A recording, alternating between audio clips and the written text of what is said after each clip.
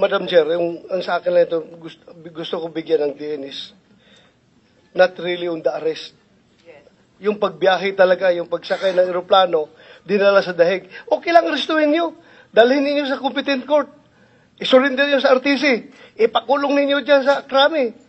Pero yung dinala, sinakay kaagad sa eroplano, very much premeditated na plano. Kaya gusto namin malaman kung sino nagbigay ng order. Yun lang naman ang gusto nayong malaman ng committee na ito. Again, it's covered by executive privilege, sir. I'm sorry.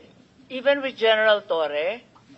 Well, it will go up to our level already. General Torre, and then It will go up to our level already, ma'am.